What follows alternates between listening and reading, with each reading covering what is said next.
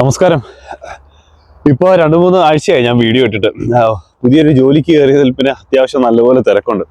എടുക്കാൻ ടൈമുണ്ട്, പക്ഷെ എനിക്കിത് എഡിറ്റ് ചെയ്യാനൊന്നും സമയം കിട്ടത്തില്ല. രാവിലെ ജോലിക്ക് കയറി കഴിഞ്ഞാൽ പിന്നെ വൈകുന്നേരം ഇറങ്ങുമ്പോൾ ഈ 6 മണിയൊക്കെ ആവും. പിന്നെ അത് കഴിഞ്ഞ് വീട്ടിലെ കാര്യങ്ങളൊക്കെ ആയിട്ട് ഞാൻ ഈ വീഡിയോ എന്ന് പറയുന്നത്, എന്നോട് ചിലരൊക്കെ ചോദിച്ചായിരുന്നു, ഞാൻ എൻ്റെ ഇപ്പൊ ജോലി പോയി കഴിഞ്ഞിട്ട് പോയെന്നല്ല, കോൺട്രാക്ട് തീർന്നു കഴിഞ്ഞ് പുതിയ ജോലി തപ്പി ആ ഒരു എക്സ്പീരിയൻസ് വെച്ചിട്ടൊരു വീഡിയോ ചെയ്യാമോ എന്നൊക്കെ 2-3 പേര് എന്നോട് ചോദിച്ചായിരുന്നു. അപ്പൊ ഞാനും വിചാരിച്ചു അത് ഒന്ന് ചെറുതായിട്ടൊന്ന് പറയാമെന്ന് വിചാരിച്ചു. കാര്യം ചിലർക്കൊക്കെ അത് ഗുണകരമായാലോ എന്ന് വെച്ചിട്ടേ. ഒക്ടോബറിൽ ലാസ്റ്റിലാണ് എൻ്റെ കോൺട്രാക്ട് തീർന്നത്. കോൺട്രാക്ട് ജോലിയായിരുന്നു, കോൺട്രാക്ട് തീർന്നു. പിന്നെ അവർ കോൺട്രാക്ട് റിന്യൂ ചെയ്തില്ല. അപ്പോൾ ഒക്ടോബർ 31 തീർന്നു. പിന്നെ എനിക്ക് ഇപ്പോൾ ഉള്ള ഈ ജോലി കിട്ടിയത് ജനുവരി 22 തീയതിയാണ് ഞാൻ ജോയിൻ ചെയ്തത്. അതായത് ഓൾമോസ്റ്റ് നവംബർ, ഡിസംബർ, ജനുവരി ഓൾമോസ്റ്റ് ഒരു 3 മാസത്തോളം ജോലി ഇല്ലാതെ നിന്ന് ഞാൻ. അപ്പോൾ എൻ്റെ ഒരു എക്സ്പീരിയൻസ് പറയുവാണെങ്കിൽ, നമുക്ക് ആദ്യം തൊട്ട് പറയാം. ശരിക്കും പറഞ്ഞാൽ ഞാൻ കാനഡയിൽ വന്ന സമയം തൊട്ട് പറയാം. കാനഡയിൽ വന്ന ടൈമിൽ ഞാൻ 2015 ഓഗസ്റ്റിലാണ് ഞങ്ങൾ വന്നത്. അപ്പോൾ ആ ടൈമിൽ 2 ആഴ്ച കൊണ്ട് എനിക്ക് ജോലി കിട്ടി. ആദ്യത്തെ 2 ആഴ്ച കൊണ്ട് ജോലി കിട്ടി. ഞാനായിട്ടൊരു 2 ഇന്റർവ്യൂ അറ്റൻഡ് ചെയ്തോളൂ. 3-ാമത്തെ ഇന്റർവ്യൂ എന്തോ കിട്ടി. അപ്പോൾ ആ 3-ാമത്തെ ഇന്റർവ്യൂ എന്ന് പറയുന്നത് ഒരു ടെലിഫോണിക് ഇന്റർവ്യൂ ആയിരുന്നു. TD ബാങ്കിലായിരുന്നു എൻ്റെ ജോലി. അപ്പോൾ ഒരു 15 മിനിറ്റ് ടെലിഫോണിക് ഇന്റർവ്യൂ, അത്ര മാത്രമേ ഉള്ളായിരുന്നു. ഞാൻ വിചാരിക്കുകയും ചെയ്തു അപ്പോൾ അവർക്ക് എന്നെ ഇഷ്ടപ്പെട്ട് കാണത്തില്ല, അപ്പോൾ ജോലി കിട്ടാൻ സാധ്യതയില്ലെന്നൊക്കെ. പക്ഷെ പിറ്റേ ദിവസം രാവിലെ, അതും കോൺട്രാക്ട് ജോലിയായിരുന്നു കേട്ടോ. അപ്പോൾ പിറ്റേ ദിവസം രാവിലെ എന്നെ വിളിച്ച കൺസൾട്ടൻസി, ഞാൻ കട്ടിലിൽ നിന്ന് എഴുന്നേൽക്കുന്നതിന് മുന്നേ തന്നെ വിളിച്ചിട്ട്, നിങ്ങൾ യു ആർ സെലക്ടഡ് എന്ന് പറഞ്ഞ ഓഫർ തന്നു. അപ്പോൾ ഞാൻ വിചാരിച്ചു കാനഡയിലെ ജോലിയുടെ ഭയങ്കര ഈസി ആണെന്നൊക്കെ വിചാരിച്ചു. അതായത് എൻ്റെ എക്സ്പീരിയൻസ് പറഞ്ഞാൽ അത്യാവശ്യം നല്ല അവർലി പാക്കേജും ഒക്കെ കിട്ടി, നല്ലൊരു ജോലിയായിരുന്നു. പിന്നെ അത് കഴിഞ്ഞിട്ട് എൻ്റെ 2-ാമത്തെ ജോലി ചാട്ടം എന്ന് പറയുന്നത്, ആ TD ബാങ്കിൽ ഞാൻ കോവിഡ് വരെ നിന്നു. കോവിഡ് ഹിറ്റ് ചെയ്യുന്നതിൻ്റെ ഒരു 2 ആഴ്ച മുന്നേ വരെ ഞാൻ TD ബാങ്കിൽ നിന്നു. എന്നിട്ട് അവിടുന്ന് ഞാൻ റിസൈൻ ചെയ്തിട്ട് വേറൊരു ജോലി തപ്പി. ആ സമയത്ത് ഈവൻ ജോലി തപ്പിയപ്പോൾ പോലും എനിക്ക് മൾട്ടിപ്പിൾ ജോബ് ഓഫേഴ്സ് കിട്ടി. ആ സമയത്ത് 2 കമ്പനിയിൽ നിന്ന് കിട്ടി. അതിൽ ഒരു കമ്പനിയിൽ ഞാൻ ജോയിൻ ചെയ്തു. 2020 മാർച്ചിൽ ഞാൻ ഒരു കമ്പനി ജോയിൻ ചെയ്തു.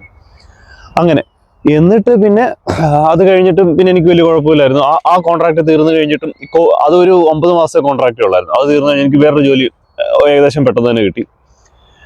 ആ ജോലി തീർന്നു കഴിഞ്ഞിട്ടാണ് ഇപ്പം എനിക്ക് ഈ ഒരു സ്ട്രഗിൾ വന്നത്. കുറച്ചാണ് ഇപ്പോഴത്തെ സാഹചര്യം എന്ന് പറയുന്നത്. സത്യം പറഞ്ഞാൽ എനിക്ക് തന്നെ അത്ഭുതമായിപ്പോയി. സത്യം പറഞ്ഞാൽ എൻ്റെ കഴിവുകേടാണോ അതോ വേറെ എന്തെങ്കിലും പ്രശ്നമാണെന്നൊക്കെ.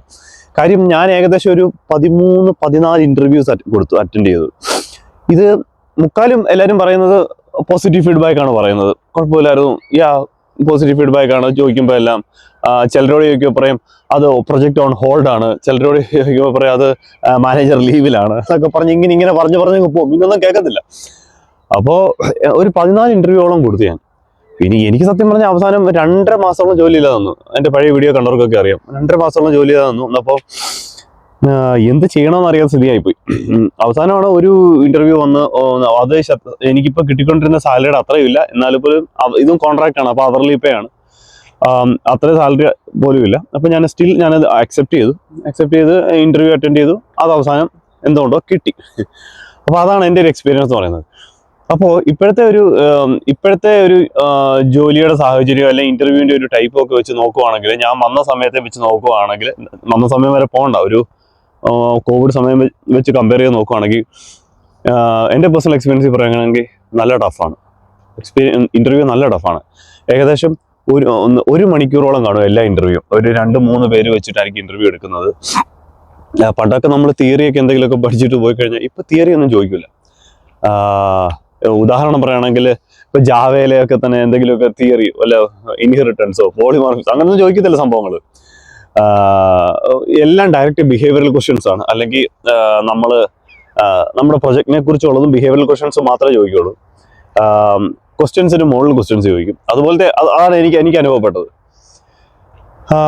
കാര്യം നല്ല ടഫാണ് ഇപ്പോഴത്തെ ഇന്റർവ്യൂ. കാര്യം എന്താണെന്ന് വെച്ചാൽ, ഇപ്പോൾ അവർക്ക് മൾട്ടിപ്പിൾ ചോയ്സസ് ഉണ്ട് എംപ്ലോയേഴ്സിന്. കാര്യം ഇഷ്ടംപോലെ ആളുകളുണ്ട് ഇപ്പോൾ. അപ്പോൾ അതിൽ തന്നെ അവർക്ക് നല്ലപോലെ ഫിൽട്ടർ ചെയ്യാനും അതിൽ തന്നെ ഡീപ്പ് ഫിൽട്ടർ ചെയ്യാനുമുള്ള ഓപ്ഷൻസ് ഉണ്ട് അവർക്ക്. അതുകൊണ്ടാണ് നല്ല ടഫാണ് ഇന്റർവ്യൂ.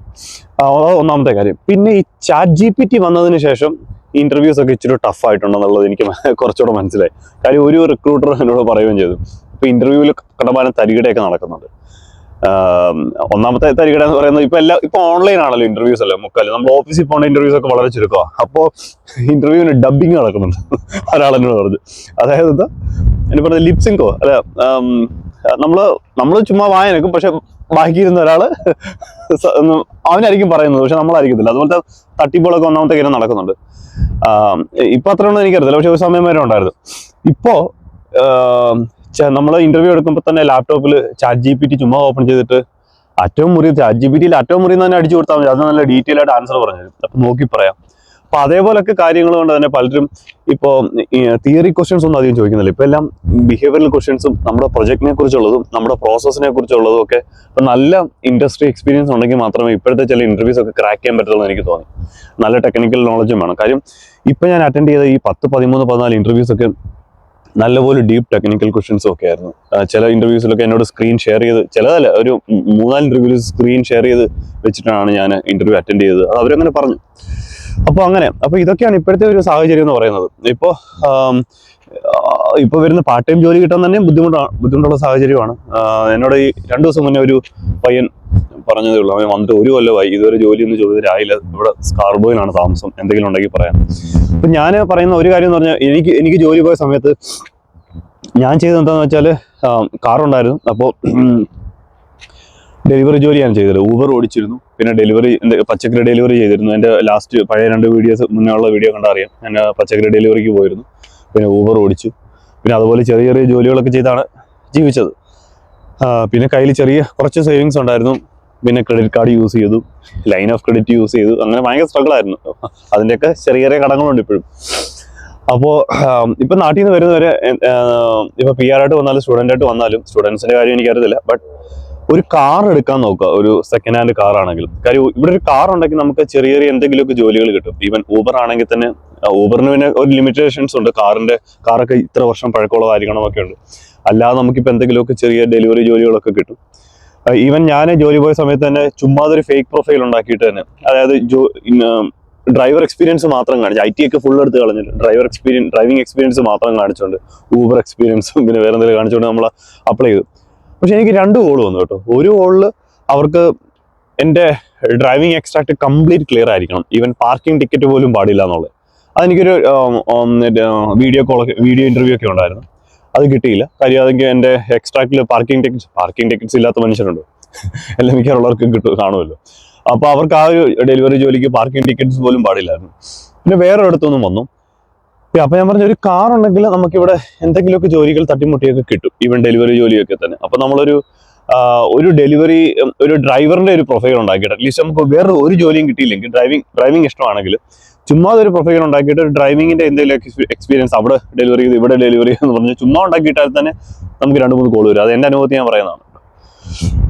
അപ്പോൾ ഇതൊക്കെയാണ് എൻ്റെ ചെറിയ ടിപ്സ്. പിന്നെ ജോലി അന്വേഷിക്കുമ്പോൾ നമ്മൾ പരമാവധി എല്ലാവരും പറയാറുള്ളത് പോലെ നമ്മൾ ജോബ് റിക്വയർമെന്റ് അനുസരിച്ചുള്ള ജോബ് സ്പെസിഫിക്കേഷൻ അനുസരിച്ചുള്ള കീവേഡ്സ് വെച്ചിട്ട് നമ്മുടെ റെസ്യൂമെ ബിൽഡ് ചെയ്യുക. പിന്നെ പരമാവധി ലിങ്ക്ഡിൻ കോൺടാക്ട്സ് ഉണ്ടാക്കുക. ഞാൻ ജോലി പോയ സമയത്ത് ചെയ്തൊരു കാര്യം എന്ന് പറയുന്നത്, ഒരു അടുത്ത ആഴ്ച തന്നെ എനിക്ക് ആദ്യത്തെ ആഴ്ച തന്നെ മനസ്സിലായി മാർക്കറ്റ് ഭയങ്കര ഡള്ളാണ്, കിട്ടാൻ ബുദ്ധിമുട്ടാണ്. അപ്പൊ ഞാൻ ചെയ്തതെന്ന് പറഞ്ഞാൽ, ലിങ്ക്ഡിനിൽ ഞാൻ ഒരു പോസ്റ്റ് ഇട്ടായിരുന്നു, അതുപോലെ ജോലി പോയി വേറെ ഒന്നും കിട്ടുന്നില്ല, അപ്പോൾ ആർക്കെങ്കിലും എന്തെങ്കിലുമൊക്കെ എവിടെയെങ്കിലും ഓപ്പണിങ്സ് ഉണ്ടെങ്കിൽ റെഫർ ചെയ്യണമെന്നൊക്കെ പറഞ്ഞിട്ട് സഹായം അഭ്യർത്ഥിച്ചുകൊണ്ട് ലിങ്ക്ഡിനിൽ പോസ്റ്റ് ഇട്ടു. ഒത്തിരി പേര് റീഷെയർ ചെയ്തു, കമന്റ് ചെയ്തു. അതുവഴി എനിക്ക് ഒരു ഇന്റർവ്യൂ കിട്ടി. സത്യം പറഞ്ഞാൽ ആ പുള്ളിയെ ഞാൻ TD ബാങ്ക്, എൻ്റെ ആദ്യത്തെ കമ്പനിയിൽ ഒരു ചൈനക്കാരൻ പുള്ളിയാണ്. ആ പുള്ളി എനിക്ക് അറിയത്ത് പോലും ഇല്ല, ഞങ്ങൾ അധികം സംസാരിച്ചിട്ട് പോലും ഇല്ല. അധികം നല്ല സംസാരിച്ചിട്ട് തന്നുണ്ടോ എന്ന് എനിക്കറിയത്തില്ല. പക്ഷെ അദ്ദേഹമാണ് എനിക്ക് എൻ്റെ ആദ്യത്തെ ഇന്റർവ്യൂ, ഈ ജോലി പോയതിനു ശേഷമുള്ള ആദ്യത്തെ ഇന്റർവ്യൂ, ആദ്യത്തെ 2-3 ഇന്റർവ്യൂ എനിക്ക് ശരിയാക്കി തന്നത്. പക്ഷെ നല്ലൊരു കമ്പനി ആയിരുന്നു, ബട്ട് അതും കിട്ടിയില്ല. അങ്ങനെ നമ്മൾ പല രീതിയിൽ നോക്കിക്കഴിഞ്ഞാൽ, ലിങ്ക്ഡിനിലൂടെ ഒക്കെ ഇതുപോലെ ഒരു പോസ്റ്റ് ഒക്കെ ഇടുമോ, നമ്മുടെ ഇപ്പോഴത്തെ സിറ്റുവേഷൻ പറഞ്ഞോട് പോസ്റ്റ് ഒക്കെ ഇട്ട് കഴിഞ്ഞാൽ ആരെങ്കിലും ഒക്കെ ചിലപ്പോൾ റെഫർ ചെയ്യും എന്തെങ്കിലുമൊക്കെ ഉണ്ടെങ്കിൽ. അപ്പൊ നമ്മൾ പല രീതിയിലും ശ്രമിക്കുക. ഇപ്പോഴത്തെ സാഹചര്യം ഇച്ചിരി മോശമാണ്, എല്ലാവർക്കും അറിയാം. പക്ഷെ അപ്പൊ നമ്മൾ കീപ്പ് ഓൺ ട്രൈങ്. എനിക്കിപ്പോ തന്നെ IT-യിൽ എനിക്കൊരു 14 വർഷം എക്സ്പീരിയൻസ് ഉണ്ട്, 15 വർഷം എക്സ്പീരിയൻസ് ഉണ്ടെന്ന് തോന്നുന്നു. എന്നിട്ട് പോലും എനിക്ക് 13-14 ഇന്റർവ്യൂ കഴിഞ്ഞിട്ടാണ് ഒരെണ്ണം കിട്ടിയത്. അപ്പോൾ എക്സ്പീരിയൻസ് കുറവുള്ളവരുടെ കാര്യമൊന്നും പറയണ്ടല്ലോ. പിന്നെ നമ്മുടെ റെസ്യൂമിൽ ആഡ് ചെയ്യാൻ വേണ്ടി എന്തെങ്കിലുമൊക്കെ ഒരു സ്കിൽസ് ഒന്ന് അപ്ഗ്രേഡ് ചെയ്ത് വെക്കുന്നത് നല്ലതായിരിക്കും. ഇപ്പോൾ എൻ്റെ മേഖല എന്ന് പറയുന്നത് QA ഓട്ടോമേഷൻ ആണ്. അപ്പോൾ ഞാൻ കൂടുതലും വർക്ക് ചെയ്യുന്നത് സെലനിയം, ജാവാ സ്ക്രിപ്റ്റ് അതുപോലത്തെ കാര്യങ്ങളൊക്കെയാണ്. അപ്പോൾ ഒരു പുതിയൊരു ലാംഗ്വേജ് കൂടെ പഠിക്കുക, അല്ലെങ്കിൽ വേറെ എന്തെങ്കിലും ടൂൾ കൂടെ പഠിക്കുക, അതുകൂടെ റെസ്യൂമിൽ ആഡ് ചെയ്താൽ നമുക്ക് ഇച്ചിരി കൂടെ അഡ്വാൻറ്റേജ് കിട്ടും. അപ്പം അതുപോലൊക്കെ കുറച്ച് കാര്യങ്ങളോട് നോക്കാം. പിന്നെ ഇപ്പോഴത്തെ വിശേഷം എന്ന് പറയുന്നത്, അമ്മ അടുത്ത ആഴ്ച വരും. ഏപ്രിൽ 4 അമ്മ വരും. നമുക്ക് PR കിട്ടി വരുവാണ്. നമ്മുടെ ഫ്രണ്ട്സിൻ്റെ കൂടെയാണ് വരുന്നത്. ഒരു നാട്ടിൽ നിന്ന് വരുമ്പോൾ അവരോട് വരും. അത് കഴിഞ്ഞ് അമ്മയെ വെച്ചുകൊണ്ടുള്ള കുറച്ച് വീഡിയോസൊക്കെ നമുക്ക് ചെയ്യാൻ നോക്കാം. അപ്പോൾ അത്രേ ഉള്ളൂ. നമുക്കിനി എന്തായാലും വേറെ വീഡിയോ വെക്കണം. ബൈ.